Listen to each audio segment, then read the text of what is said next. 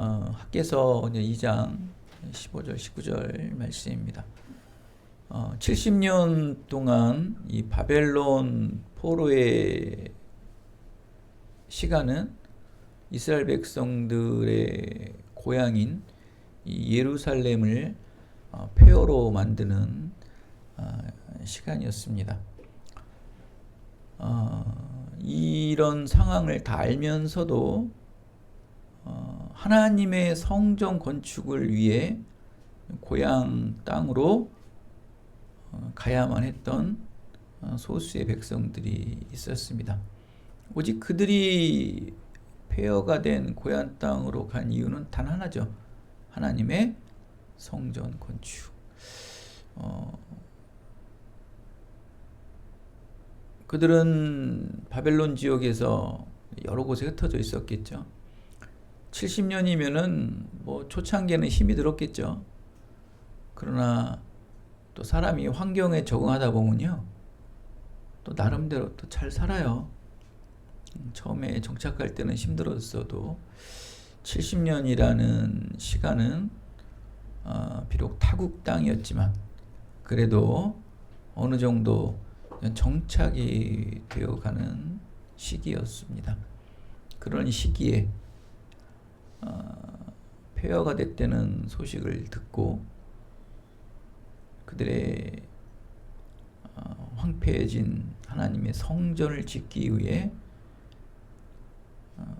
일생 동안 누리워왔던 환경을 버리고 떠났습니다. 그들의 그 결단과 열심은 참 살만합니다. 예를 들어 가지고 여러분도 뭐 북한에 할아버지가 남겨준 땅이 꽤 된다고 하잖아요. 가시겠어요? 여기 삶을 포기하고 개발도 안 되고 허허벌판인 그곳에 가겠어요? 한번 여러분 생각을 해보십시오. 뭐 땅을 팔던지 뭐 무슨 대책을 세우겠죠. 가서 살기는 쉽지는 않을 거예요. 근데 그들은 목적이 하나였어요. 하나님의 성전 건축. 참 그들의 시도는 좋았죠. 그러다 보니까 하나님께서는 그들이 성전 건축을 구축할 수 있게끔 여러 환경들을 열어줘요. 왕의 생각을 바꿔주고 또 왕의 마음을 온화하게 해주셔서 그들이 성전 건축을 할 수 있는 여러 가지 기초 토대들을 많이 마련을 해주거든요. 하나님의 일을 한다고 작정을 하고 마음을 먹으니까 하나님께서 그러한 여러 환경을 통해서 열어주시잖아요. 그렇죠? 놀라운 거예요. 이방 왕의 생각과 마음을 바꿔준단 말이에요. 다리오 왕의 마음을 바꿔주고. 자, 그런데 그들은 가서 그 열심이라는 열정 때문에 오직 하나님의 성전을 건축하겠다는 마음 하나로 폐허가 된 예루살렘에서 열심히 나름 일을 했어요. 뭐 처음에 일할 수 있는 어느 정도 자재도 주고 또 나라에서 보호도 해주고 막 그랬잖아요. 근데 그것도 잠시뿐이었다는 거예요. 야, 한 달, 두 달, 세 달, 네 달, 이제는 자금도 조달이 안 되고 있죠. 또 예루살렘에 70년 동안 비어있는 예루살렘에 이방인들이 와서 자리를 잡고 있는 거예요.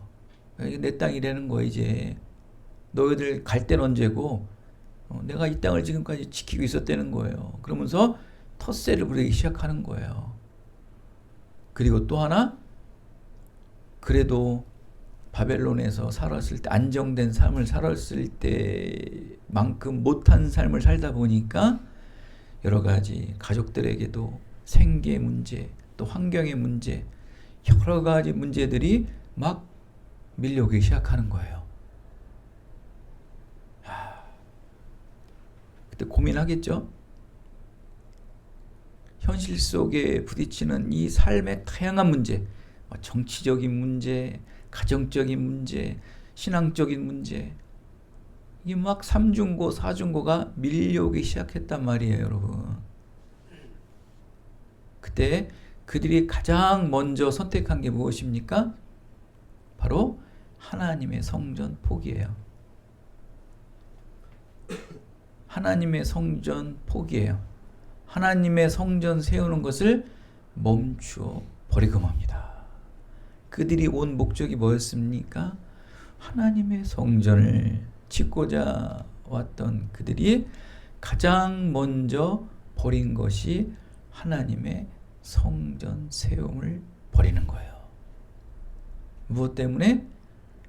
다 외부적인, 물리적인 환경이.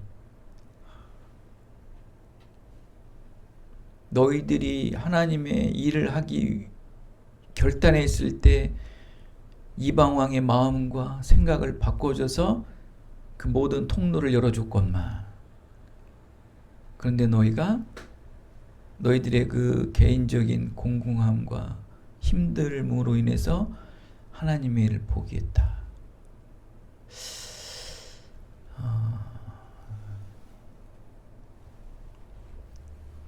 너희들 지금 그때를 생각하려는 거예요. 학계 선지자는.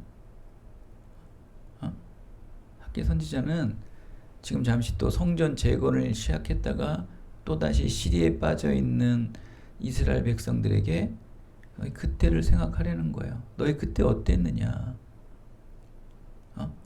포로기에서 돌아오면서 결단했던 마음, 또 그 마음으로 열심히 할 때의 마음, 그리고 포기했을 때에 하나님께서 너에게 어떠한 환경을 주었는가? 무엇을 주었습니까? 먹어도 배부르지 않았고, 마셔도 흡족하지 않았고, 또 벌어도 구멍 뚫린 주머니와 같이 늘 재산이 새어나가지 않았느냐. 너희가 그렇게 성전을 건축하기를 멈춘 이후에 16년 동안 그런 삶을 살지 않았느냐 하면서 오늘 이전의 삶을 돌아보려는 거예요. 여러분, 2025년 10월 5일 주일 11시 25분의 시간 이전의 삶을 돌아보려는 거예요.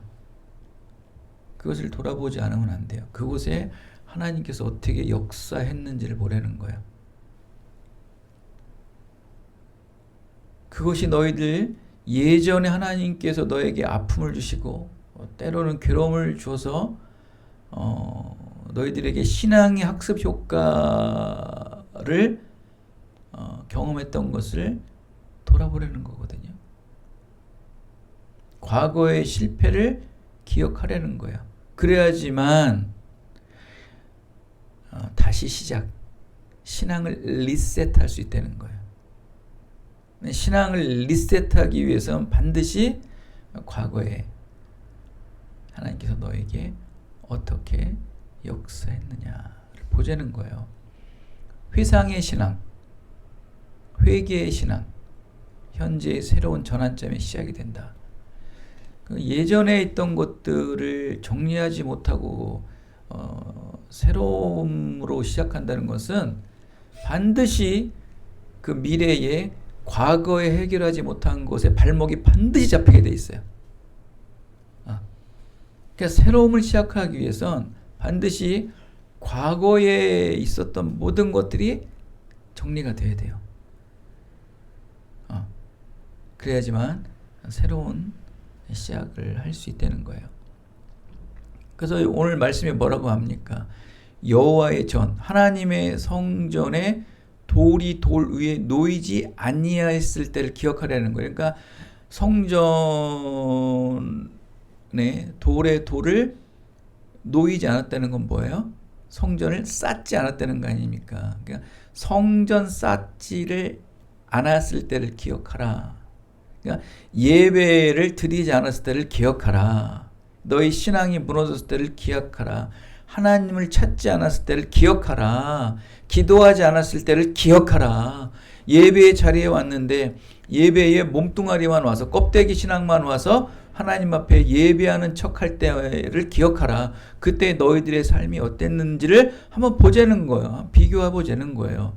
그 과거에 있었던 너희들의 불신앙의 요소들을 반드시 기억하라는 거예요. 그때 하나님께서 어떻게 역사하셨는지를 보라는 거예요.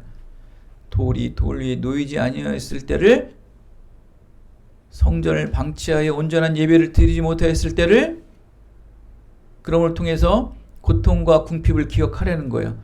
결핍했을 때를 기억하라는 거예요. 하나님을 찾지 않고 하나님을 찾아도 껍데기로만 찾았을 때 너에게 찾아왔던 여러 가지 공경과 어려움을 한번 기억해 보라는 거예요. 왜? 왜 그걸 기억하라고 그럴까요? 왜 예전에 그 신앙을 기억하라고 그럴까요? 왜 출애굽 때 불신앙했던 모습들을 자꾸 기억하라고 그럴까요? 왜 기억하라고 그럴까요? 오늘 이후부터 이루어질 새로운 하나님의 삶을 위해 반드시 이 리셋하는 시간이 있어야 돼요. 우리는 완전히 리셋해야 돼요. 부분적 리셋은 안 됩니다. 여러분, 완전 리셋이 돼요. 하나님은 여러분이 회개하고 순종하시면요, 예전 것은 절대 안 물어봅니다. 하나님은 절대요. 절대. 성경을 찾아보십시오. 회개하고 올바로 가는 하나님의 증인들에게 예전에 그랬냐고 한번 물어보세요. 내가 예전에 그랬지 않았느냐? 새롭게 된 사람에게는요, 과거의 어떤 일을 절대 안 물어봅니다. 제가 늘 대표적인 게 다윗이에요. 다윗이 리셋을 하고서 또 새로운 하나님의 삶을 살아갑니다. 그때 또다시 시험이 들어서 넘어질 때가 있었어요. 그때 우리 같았으면은, 에휴, 그거 봐라. 너 옛날에 그렇게 살더니 지금 또 이러네라고 얘기했겠죠. 하나님은 절대 안 물어봐요. 리셋한 그 다윗에게요, 안 물어봐요.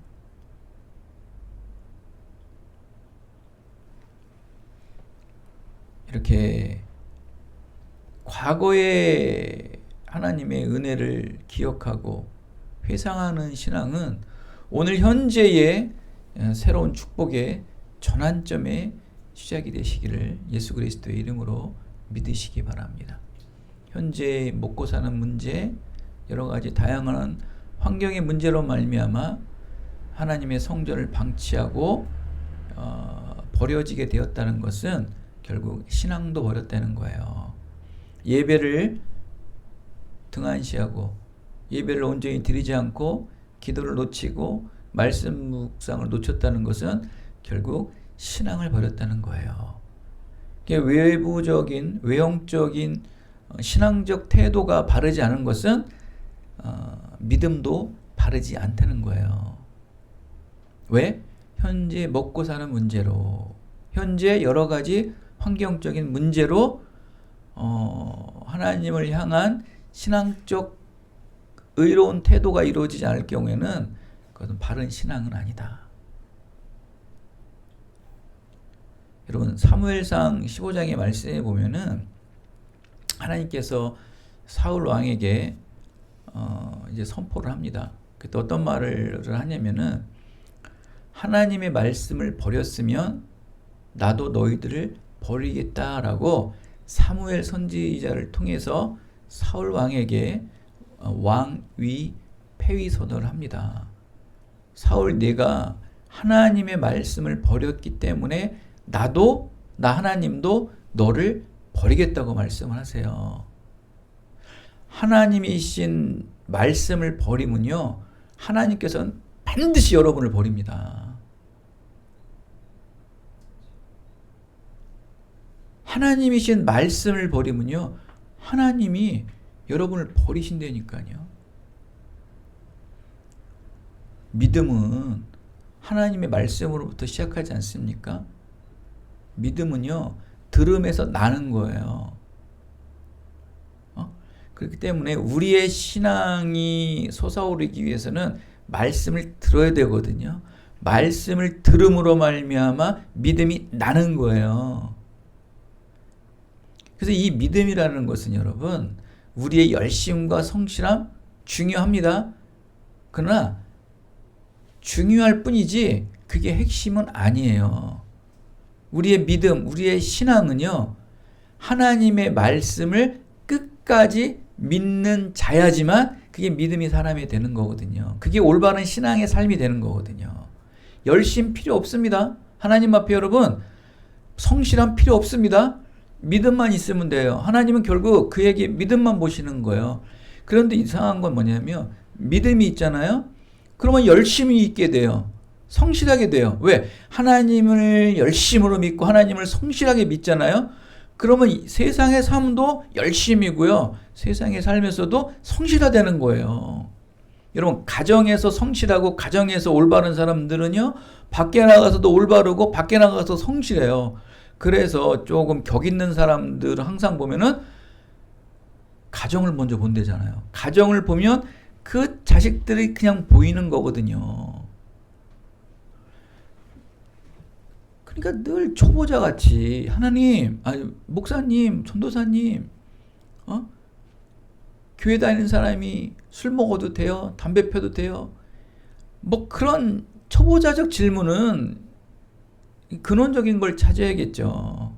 하나님과의 올바른 신앙에 관계하면 삶의 모든 다양한 방면에서도 성실하고 의롭다.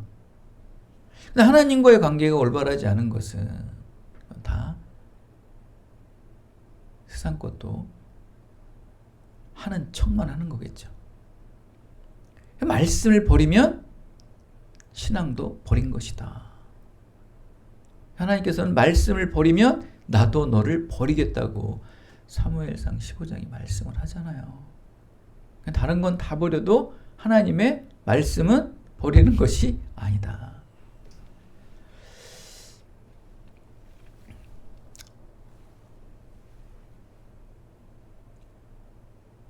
끝까지 붙잡아야 돼요.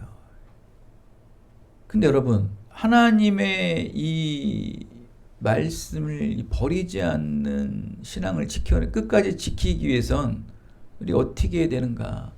굉장히 중요한 말이거든요. 왜냐면은 이스라엘 백성들이 열심으로 왔잖아요. 성실한 마음으로 왔잖아요. 그런데 환경으로 인해서 성전 건축이 멈춰가지고 굉장한 시리와 상실감에 빠져 있잖아요. 왜 그 믿음이 그 성실하고 열심히 했던 자들이 왜 그렇게 올바른 신앙의 삶을 살지 못하고 있을까? 여러분, 벌써 신앙을 버리고 믿음이 희석되기 시작하면은 가장 먼저 찾아오는 게 학계에서도 그래요. 1장에서도 그러지만 2장에서도 뭐라고 말하냐면은 자꾸 외부적인 것들에 재앙들이 많이 오는 거예요. 여러 가지 바르지 못한 행위들이 자꾸 밀려오기 시작해요. 1장에서는 뭐라고 말합니까? 성전을 멈췄을 때 마셔도 흡족하지 않고 먹어도 배부르지 않고 벌어도 채워지지 않는다는 거잖아요. 오늘 뭐라고 또 말씀합니까?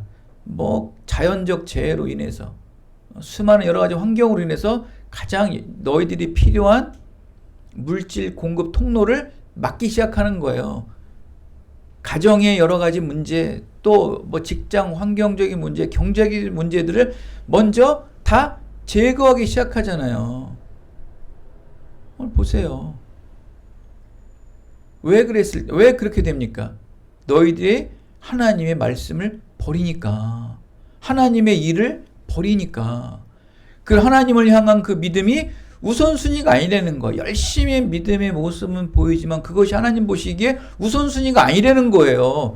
먹고 사는 문제보다, 나를 위한 문제보다, 내 자녀보다, 내 부모보다 하나님을 우선으로 해야 되는데 그 우선순위가 하나님 보시기에 바뀐 거란 말이에요. 그때 내가 너희에게 가장 먼저 1차적으로 자극을 줄 것은 경제적인 것이고 건강적인 것이라는 거예요. 환경적인 것이라는 거예요. 그걸 먼저 자르신다는 거예요. 제거하신다는 거예요.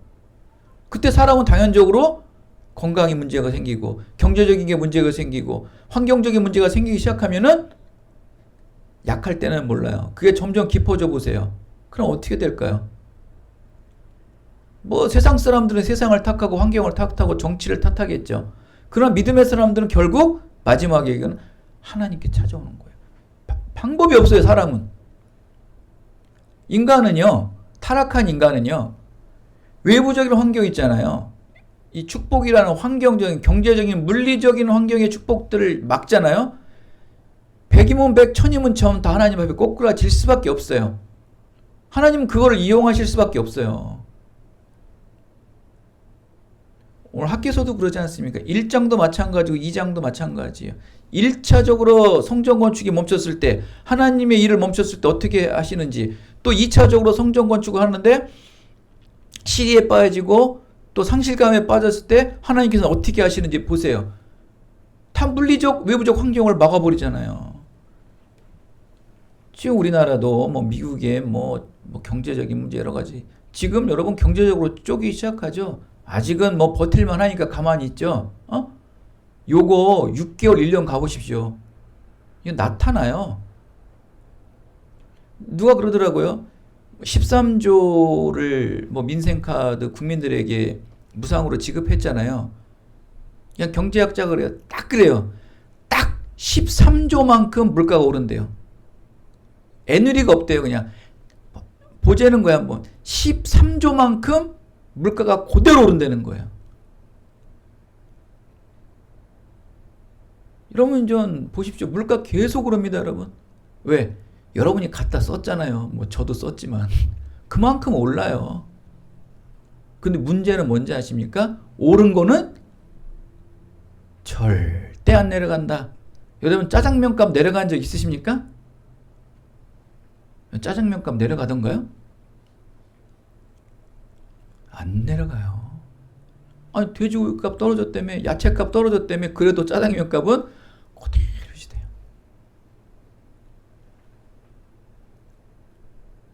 이렇게 환경적으로 여러분이 밀려오기 시작하면요, 바로 뭘 합니까? 반응을 해요.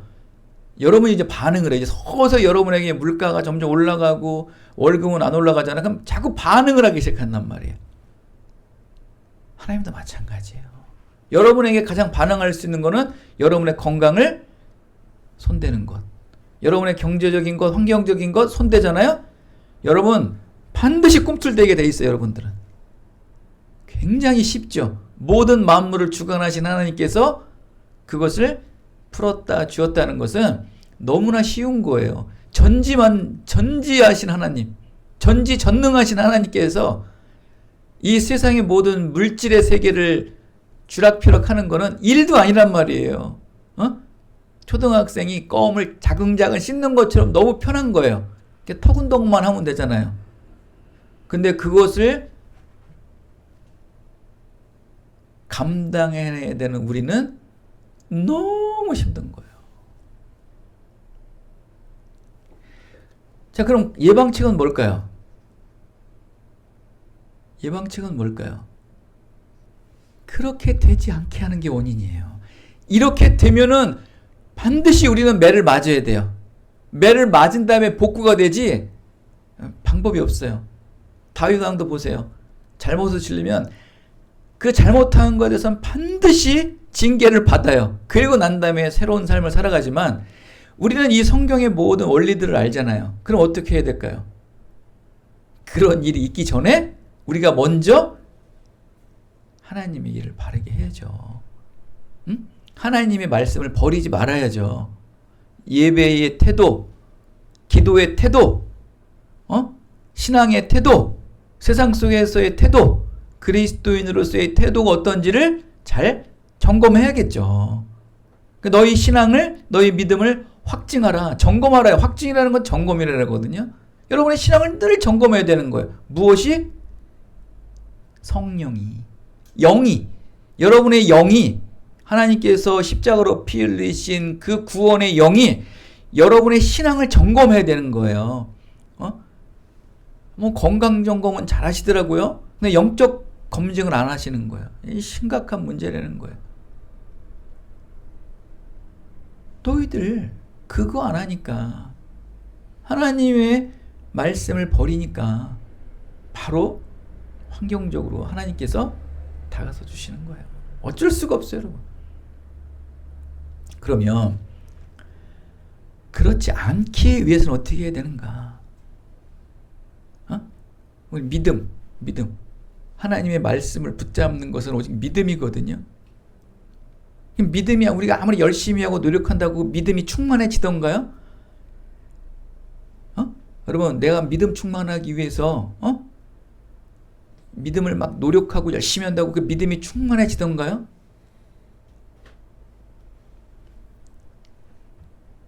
반대요, 반대. 힘을 빼야 돼요. 내가 하나님의 말씀을 버리지 않기 위해서는 힘을 빼는 신앙을 가지셔야 돼요. 여러분이 세우려 하고 붙잡으려 하고 움켜쥐려 하면 할수록 무너지고 미끄러졌을 때 그 기대한 만큼의 실망과 상실감이 크다는 거거든요. 성전 건축을 위해 70년 동안 안착했던 삶을 포기하고 폐허된 예루살렘으로 왔던 자들 얼마나 열심히 했어요. 움켜졌겠죠. 내가 세우려는 마음이 있었겠죠. 내가 하려는 마음이 있었겠죠. 힘이 엄청 들어가 있던 거예요. 근육에 힘이 들어가는 게 아니고 정신적으로, 이념적으로, 사상적으로, 신앙적으로 힘이 엄청 들어가 있었어요. 그런데 버티던가요? 잘하던가요? 그냥 무너져 버리죠. 시편 131편에 이런 말이 있어요. 너무 큰 것을 가지려고 하지도 마시고 감당하지 못하고 분에 넘치는 놀라운 일을 이루려고 붙잡으려 하지 마세요라고 나와요. 그러면서 맨 마지막 말씀에 이렇게 나와요. 힘쓰지 말라. 너는 힘쓰지 말라. 우리는 어디에 힘을 써야 돼요? 하나님을 찾기에 힘을 써야 되는데 말씀을 붙잡는 건 믿음이에요. 그 믿음은 누가 주시는 거예요? 하나님의 은혜로 주시는 거거든요. 하나님의 은혜는 공짜예요. 하나님의 은혜는 선물이에요. 그냥 주시는 거거든요. 공짜로 주는데 우리가 뭐해로 힘씁니까? 공짜로 주는데 우리가 뭐해로 돈 주고 삽니까? 뭐해로 열심으로 마당을 쓸고 열심히 걸레질을 합니까? 하나님의 은혜로 주시는 거예요. 그 하나님의 은혜로 믿음의 충만함을 위해서는요, 힘을 빼야 돼요. 무슨 힘을 빼야 돼요? 세상의 힘을 빼야 돼요. 여러분의 자아의 힘을 빼야 돼요. 여러분의 기질과 습관을 빼야 돼요. 여러분의 관습을 빼내야 돼요. 이거 안 빠지면요, 하나님이 주시는 은혜의 믿음을 붙잡질 못해요. 왜? 그것으로만 뭘 할 수 있어요? 하나님의 말씀을 버리지 못하게 꽉 잡고 있거든요. 하나님의 말씀을 버리지 않는 자는요, 결코 깐부기의 재난, 메뚜기의 재난, 환경적인 재앙, 건강의 재앙, 여기 없어요. 그걸 와도 이겨낼 수 있다니까요. 이거는 잠시 지나가는 그냥 하나의 연단시키기 위한 시험밖에 안 되는 거거든요. 그걸 놓치는 거예요. 그거를. 힘을 빼야 돼요. 힘을 빼야 돼요. 이스라엘 백성들이 힘을 뺐다면 성전 건축이 느려지더라도 또 뭐 포기하는 있더라도 다시 정비하고 또 모여서 기도하고 합심하고 예배드림을 통해서 성전 건축하기를 늘 힘썼겠죠. 이렇게 16년 동안 성전 건축하는 것을 나몰라라 손 내려놓고 있지는 않았겠죠. 믿음은 우리의 힘을 빠지게 하는 힘이 믿음이에요. 믿음은 우리의 힘을 빠지게 하는 힘이 믿음이라고요. 믿음으로 여러분의 힘을 빼세요. 타락한 본성의 힘을 빼시고 타락한 사상, 타락한 생각, 타락한 마음 다 빼내셔야 돼요. 믿음이 역사하지 못하니까 여러분의 생각, 여러분의 자아, 여러분의 습관들의 힘이 들어가는 거예요. 그리고서 믿음을 찾으니 그게 오래 가겠냐는 거예요. 오래 못 가죠. 그래서 제가 늘 얘기하죠. 뭐 하나 시작하면 믿음으로 해요. 그건 끝까지 가는 거예요. 그래서 항상 여러분에게 강조하는 그거잖아요. 꾸준함, 열심. 큰아빠 보세요. 수십 년 동안 명절만 되면은 오늘 어제도 문자 와서 그러더라고. 아이고 이제 건강하고 행복하게 잘 살고 아이들도 잘 살고 있는 거로 알고 있어 그러더라고. 기분이 너무 좋으신 거예요. 그래도 동생이 힘들게 하면서도 그냥 나름 뭐 서울에 사는 사람 좀 잘 살진 않지만 그래도 사는 거 보고 뿌듯하신 거예요. 그러면 아유 됐다. 아유 그래 안 줘도 되잖아요. 근데 또 명절세라고 주시고 그러면서 또 호림이라다 얘기를 해놓고 포도 찾아가라고 그러고 갔더니 그 포도원 주인이 교수님을 잘 알잖아요. 우리 교수님이랑 얼굴이 이렇게 닮았냐고. 외형이 좀 닮았나 봐요. 또 머리가 곱슬돼서 그런지. 그러면서 그냥 구죽한 거예요. 그게 어디서 나오겠냐는. 저는 신앙은 없으신 큰형님이지만 난 그 모습이 너무 좋은 거예요. 정말. 여러분 그래서 그러잖아요. 야 추석 때 추석이 아니라 명절 때마다 해도 뭐 10,000원을 내건 50,000원을 내던 그 부녀 돼지는 내일 상황이 됐잖냐 너희들. 그러니까 지난해는 이렇게 내고 그러더라고요. 왜 내라는 거예요? 그 돈을 돈 10만 원, 20만 원 받아서 내라는 거예요.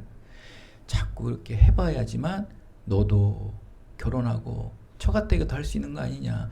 안 하는 사람은 못 해요. 그래서 하라는 거예요. 근데 그걸 여러분들도 어디서 배웠어요? 여러분은 큰아빠를 통해서 배우잖아요. 꾸준해요.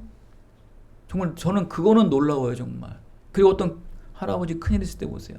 다 책임지잖아요. 너무 마음이 든든하지 않나요? 그런 모습 봤을 때. 진짜 그런 거는 배워야 돼요. 세상 사람일지라도. 그러니까 한 사람이 위대한 사람이 한 분야에서 위대한 사람이 되는 게 그냥 되는 게 아니구나. 그런 성정이 있는 사람이 되는 거예요 여러분. 근데 우리에게 뭐가 있어요? 믿음이 있잖아요. 믿음. 그 믿음으로 여러분 여러분의 힘을 빼세요. 그냥 구축하는 거예요. 그거 세상에 여러분을 아무리 건드려도요 여러분을 무너뜨릴 수가 없는 거예요. 왜? 내 힘이 다 빠졌는데. 나에게 내 힘이 다 빠지니까 내 안에 뭐만 채워져 있어요? 하나님의 은혜.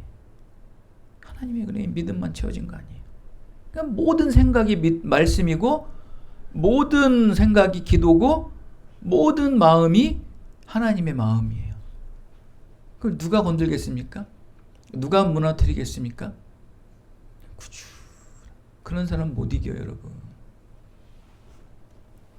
근데 이것을 저해하는 게 바로 교만이에요. 교만. 자꾸 힘을 들어가는 거 있죠. 자, 우리의 힘을 들어가게 하는 가장 원인이 교만이에요. 결국 힘을 뺀다는 것은 교만을 빼는 거예요. 교만이라는 게 여러분 국어적인 사전으로 무엇입니까? 교만이라는 게 자기를 드러내고 뽐내기 위해 힘쓰는 것. 이게 국어사전의 의미예요. 자기를 드러내고 뽐내고. 다 나를 드러내는 거예요. 여러분 세상 보십시오. 다 자기 드러내요. 뭐 인스타고 뭐 페이스북이고 카카고 다 자기 드러내는 거 아니에요? 교회도 보면 목사들 아니 교회에 맨날 우리 어느 교회든 교회 목사님 설교 안 줘도 되는 데가 없어. 다 좋아.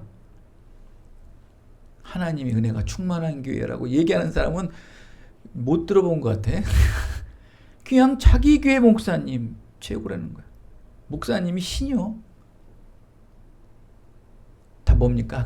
자기를 드러낸다. 그것은 무엇으로 여기면 되는 거예요? 힘이 들어가 있다.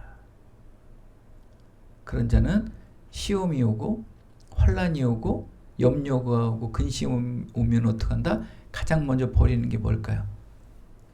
하나님을 버린다. 힘을 빼십시오. 그래서 말씀을 붙잡는 주체가 우리가 아니라 하나님이 되셔야 돼요. 우리의 힘이 다 빠지니까 그 빠진 곳에 무엇을 하나님께서 채워넣으셨어요? 믿음을 채워넣으셨잖아요. 그러니까 믿음은 하나님 거 아니에요. 신령한 은혜가 믿음 아닙니까? 그 신령한 하나님의 선물인 믿음이 하나님을 붙잡게 하는 거예요. 그럼 내가 붙잡는 게 아니고 믿음이 붙잡으니까, 믿음은 하나님 거니까 붙잡는 주체가 누구예요? 하나님이심을 믿으시기 바랍니다. 힘 빼야 돼요. 힘. 교만을 빼야 돼요. 여러분 드러내지 마십시오. 이게 뭐 쉽게는 되지는 않겠지만 평생을 나를 드러내지 않기 위해 싸워야 돼요. 그래서 오늘 하나님께서 말씀하시죠. 이전 날과 오늘 이후의 날을 기억하라. 하나님에게 순종하기 전과 순종하기 후, 이게 오늘을 기점으로 해서 하나님께 순종하지 않을 때, 하나님 순종한 후, 즉 성전의 돌을 쌓는 날, 하나님 앞에 예배하는 날, 그날이 복의 날이라는 거예요. 복의 시작. 하나님 앞에 순종하는 시작, 순종을 시작하는 순간서부터 시작되는 게 복이라는 거예요. 할렐루야. 지금까지 여러분 성전을 쌓기를 온전한 마음으로 안 하셨다면 오늘서부터 하나님 앞에 성전 쌓는 것, 예배 쌓는 것, 기도 쌓는 것, 말씀 쌓는 것을 온전한 마음으로 드리세요. 그러면 그때서부터 여러분에겐 복의 시작이 되는 거예요. 신앙의 리셋, 신앙의 전환점이 오늘부터 시작되시기를 바랍니다. 오늘부터 너에게 복을 주겠다라는 것은 하나님 앞에 온전히 예배드리는 자, 즉 힘을 다 빼고, 내가 이 성전 건축에 도를 못 들어요. 나는 못 들지만 누가 들게 해줄 수 있는 거예요? 하나님이 들게 하시는 거예요. 나는 이 십자가를 못 져요. 믿음. 저 골고다에 우리를 위해 죽으신 예수 그리스도의 힘에 의지하여 그 십자가를 지고 예배드리러 오는 거예요. 또 기도의 자리에 앉는 거예요. 그때 하나님께서는 내가 오늘서부터 너에게 복을 주리라. 사랑하는 여러분,